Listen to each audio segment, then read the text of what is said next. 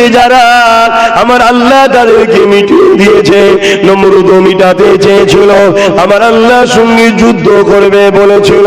আমার আল্লাহ পাক ইব্রাহিম নবীকে জানিয়ে দিল বিশাল এক ময়দানে নমরুদকে এবং তার বাহিনীগুলো নিয়ে আসতে। নমরুদ ছিল পৃথিবীর রাজা, ছোটখাটো রাজা না, লক্ষ লক্ষ বাহিনী হাজির করে দিল এবং একটা তক্তপোষ তৈরি করলো, ওর চতুর্দিকে শকুনকে বেঁধে দিল। ওই শকুন যখন বেঁধে দেওয়া হলো, ওই শকুনের উপরে চেপে ওই উড়ে উড়ে উড়ে উড়ে নমরুদ আসতে লেগেছে, ওই ময়দানে হাজির হয়ে গেছে। এ যুবকেরা, তরুণেরা, বাপেরা, এই সময় ইব্রাহিম নবী একা ময়দানে দাঁড়িয়ে আছে। এমন করে নমরুদ বলতে লেগেছে, এই ইব্রাহিম রে, তোমার আল্লাহ ভয় খেয়ে গেছে, কই আমার মোকাবেলায় সৈন্য পাঠাইনি কেন? ইব্রাহিম নবী বলছে, দাঁড়াও, আসবে, দাঁড়াও, আসবে, দাঁড়াও, আসবে। হঠাৎ করে একটা বিশাল গুনগুন গুনগুন করে আওয়াজ আসতে লেগেছে। নমরুদ আসমানের দিকে তাকিয়ে দেখতে লেগেছে, বিশাল একটা কালো মেঘলা টুকরো নিয়ে আসতে লেগেছে। যত কাছে আসে আওয়াজ খারাপ বাড়তে লেগেছে। পৃথিবীর রাজাকে মিটাবার জন্য আমার আল্লাহ সৈন্য পাঠিয়েছে। কাকে পাঠিয়েছে? সব থেকে ক্ষুদ্র একটা জাতি মশা, ওই মশাকে পাঠিয়ে দিয়ে যুবকেরা, তরুণেরা, পৃথিবীর রাজাকে আল্লাহ মিটিয়ে দিয়ে দুনিয়াকে প্রমাণ করে দিয়েছে, আমি আল্লাহ তোকে ক্ষমতা দিয়ে আবার কেড়ে নিতে পারি। আমি আল্লাহ তোকে বানিয়েছি আমার হয়ে থাক, আমার দাসত্ব কর, আমার কাছে মাথা নত কর। আমি আল্লাহ, আমার দিকে দূরে সরে আস না রে। আমি আল্লাহ ছাড় দিয়েছি, ছেড়ে কিন্তু দিইনি। পৃথিবীর রাজাকে মারার জন্য আমি আল্লাহ আমার জন্য হাতি পাঠাতে, বাঘ পাঠাতে লাগে না, আমি ক্ষুদ্র মশা দিয়ে পাঠিয়ে প্রমাণ করে দিলাম পৃথিবীর রাজা আমার এই মশার মতো ছোট মখলুকাতের সঙ্গে মোকাবেলা করতে পারে না। আরো জোরে বলুন সুবহান, আরো জোরে বলুন সুবহান।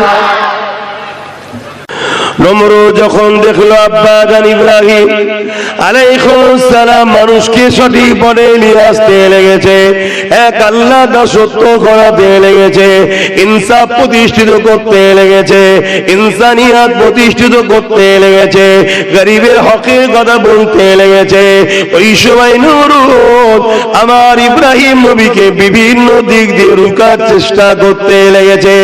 ইব্রাহিম নবীকে নমরুদ বলে দিল, ইব্রাহিম রে, আমি তো খোদা, আবার খোদা দ্বিতীয় কে আছে? আমার ইব্রাহিম নবী বলেছিলেন, এ নমরুদ শুনে রেখে দে, খোদা তো তিনি যিনি সূর্য তোলে চাঁদকে ডুবায়, চাঁদকে তোলে সূর্য ডুবায়, তিনি হলেন আল্লাহ। পূব থেকে সূর্য উঠায় আর পশ্চিমে অস্ত যায়।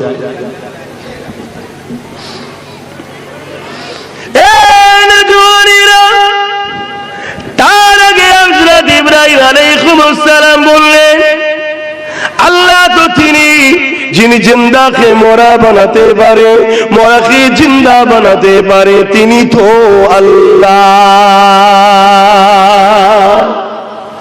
এই কথাটা শুনে নমরুদ অট্ট হাসি হেসে বলল, এটা তো আমিও পারি। বললেন না নাউজুবিল্লাহ? এই নমরুদ পারে, কিন্তু মাথা মোটা মূর্খ তো। সে জেল থেকে দুটো আসামি নিয়ে এলো, একটার কালকে ফাঁসি হবার ডেট, আর একটার কালকে জামিন হবার ডেট। যার জামিন হবার ডেট তাকে মেরে দিল, আর যার ফাঁসি হবার ডেট আজাদ করে দিল। বলে দেখলে, যার মরার কথা ছিল বেঁচে দিলাম, যার বাঁচার কথা ছিল মেরে দিলাম।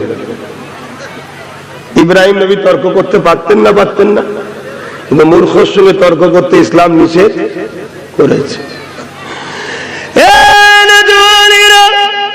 ইব্রাহিম নবী তখন বলতে লাগলো, আরে বোকা, খোদা তো তিনি, মালিক তো তিনি, আল্লাহ তো তিনি যিনি পূব থেকে সূর্য তোলে, পশ্চিমে অস্ত দেয়, পশ্চিমে সূর্যকে ডুবিয়ে দেয়, তিনি তো আল্লাহ।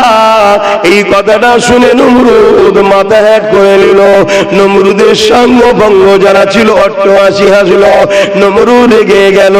এই রেগে যাওয়ার পরে নমরুদ বলতে লাগলো, বিশাল আগুনের কুণ্ড তৈরি করো, ইব্রাহিমকে আগুনের মধ্যে ফেলে দেওয়া হবে। যখন যখন জালিমরা পারে না তখন গায়ে জোর দেখাতে লাগে। আজকের দিনে জালিম যারা রয়েছে এরা যখন আমাদের সঙ্গে তর্কতে যুক্তিতে দলিলে কথাতে পারে না তখন এরা কি করে ক্ষমতার জোর দেখাতে চায়।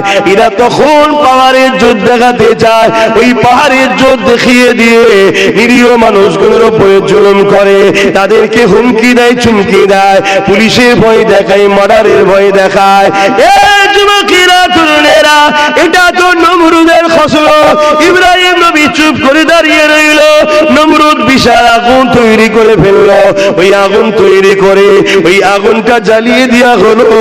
আব্বাজান ইব্রাহিম আলাইহিস সালামকে ফেলা হবে, কিন্তু আগুনটা এত তীব্র ভাবে ধরেছে এই আগুনের কাছে যাবার মতো কারো ক্ষমতা ছিল না।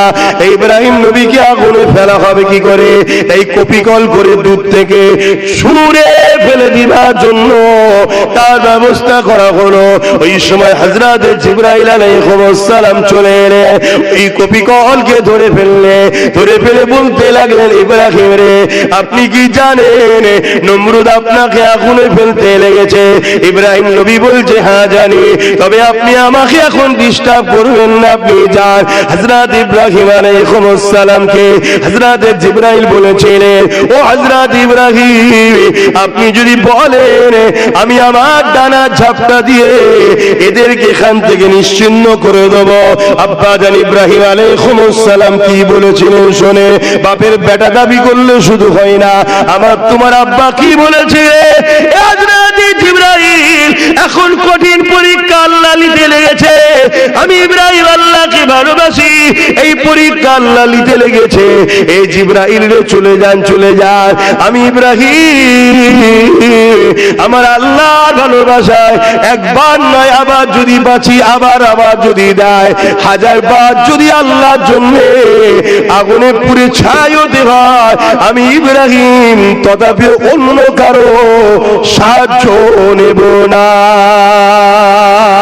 আরো জোরে বলুন সুবহান।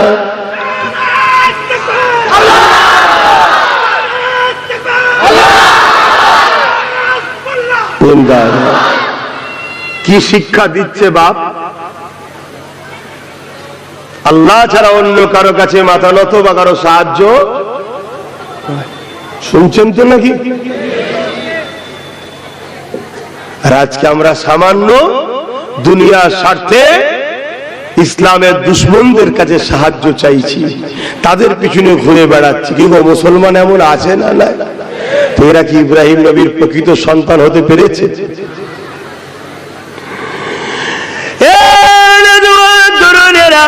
আল্লাহ খুশি হয়ে গেলেন। আল্লাহ আগুনকে বলে দিল, এ আগুন আমার ইব্রাহিমের জন্য ফুলের বাগান হয়ে যায়। আগুন ফুলের বাগান হয়ে গেল।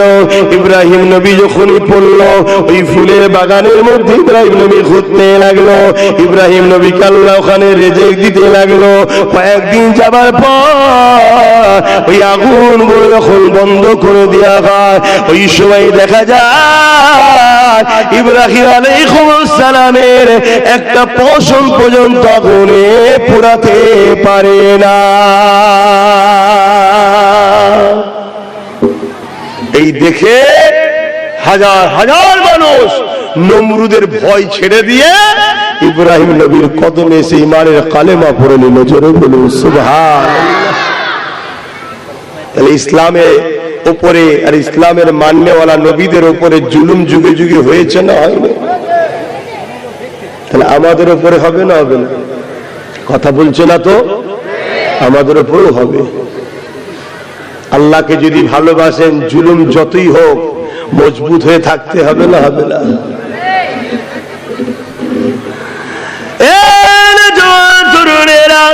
যুগে যুগে যুগে ইসলামকে মিটা মিটাতে চেয়েছে যারা, আমার আল্লাহ তাদেরকে মিটিয়ে দিয়েছে। নমরুদও মিটাতে চেয়েছিল, আমার আল্লাহ সঙ্গে যুদ্ধ করবে বলেছিল। আমার আল্লাহ পাক ইব্রাহিম নবীকে জানিয়ে দিল বিশাল এক ময়দানে নমরুদকে এবং তার বাহিনীগুলো নিয়ে আসতে। নমরুদ ছিল পৃথিবীর রাজা, ছোটখাটো রাজা না, লক্ষ লক্ষ বাহিনী হাজির করে দিল এবং একটা তক্তপোষ তৈরি করলো, ওর চতুর্দিকে শকুনকে বেঁধে দিল।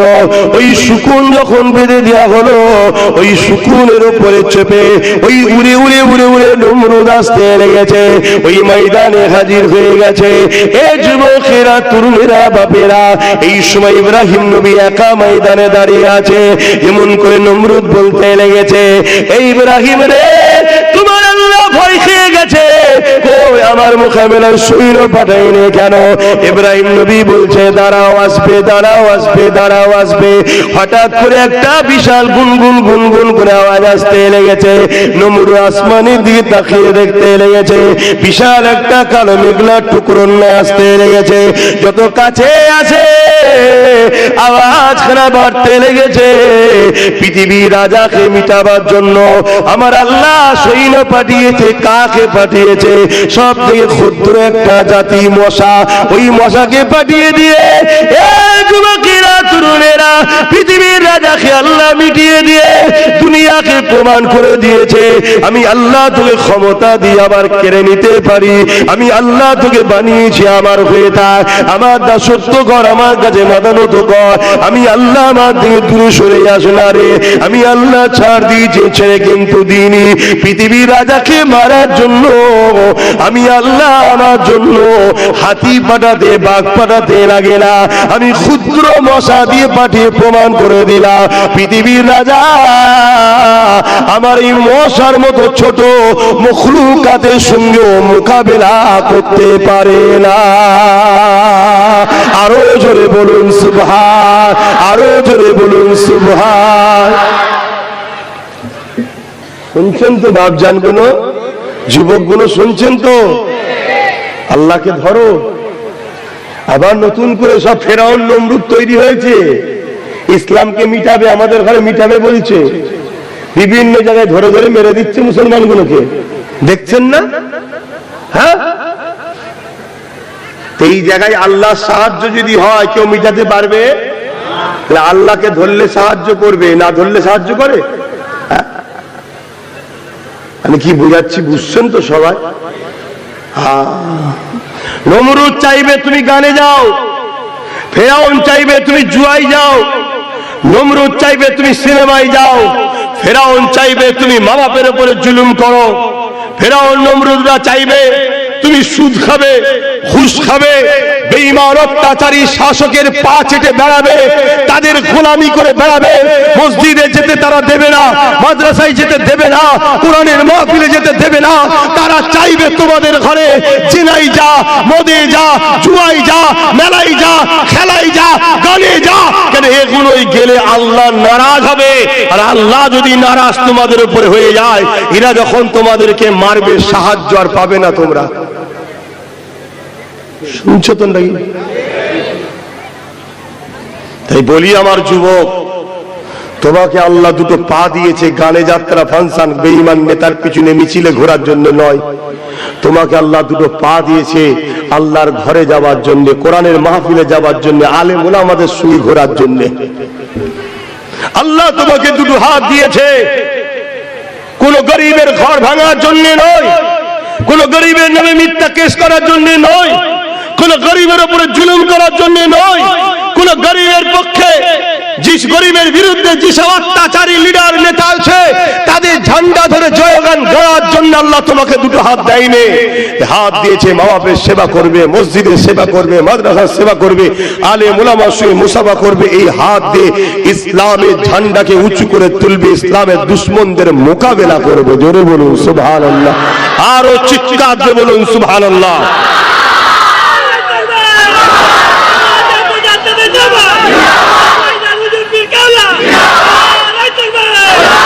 ভাইরা, খুব মন দিয়ে বোঝেন, আল্লাহ ছাড় দিয়েছে, ছেড়ে দেয়নি।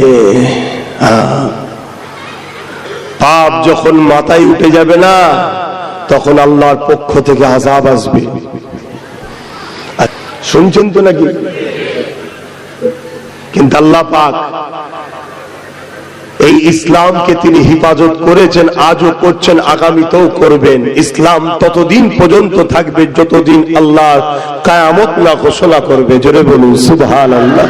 তারপরে ইসলামকে আল্লাহ তুলে নেবে, তার মানে ইসলামের অনুসারীকে আল্লাহ উঠিয়ে নেবে। বাপেরা, নওজোয়ান তরুণেরা এইভাবে যুগে যুগে যুগে ইসলামের বিরুদ্ধে, কোরআনের বিরুদ্ধে, আল্লাহর বিরুদ্ধে, এমন করে নবী আলাইহিস সালামের বিরুদ্ধে জালিম অত্যাচারীরা শাসকেরা রেগেছিল। এ যুবকেরা, তরুণেরা, বাপেরা, আমার নবী পাক যখন ন্যায়ের কথা বলল, আমার নবী পাক যখন ইসলামের কথা বলল, আমার নবী পাক যখন কোরআনের কথা বলল, আমার নবী পাক যখন আল্লাহ সৃষ্টিকে বাঁচাবার কথা বলল, আল্লাহ নবী যখন গরিবের হকের কথা বলল, নারীদের উপরে জুলুম বন্ধ করার কথা বলল, এক কথাই পৃথিবীর জমিনে ইসলামের কথা নবী যখন বলল, ওই সময় তৎকালীন মক্কা জমিনে যে শাসক ছিল আবু জেহেল, উতবা, সাইবা, আবু লাহাব, এরা আমার নবী পাকের বিরুদ্ধে লেগে গেল। আল্লাহ নবী যখন সিজদায় পড়ত, নবী পাকের পিঠে পচা দম্বার ভুঁড়ি দিয়ে আল্লাহ নবীকে কষ্ট দিত।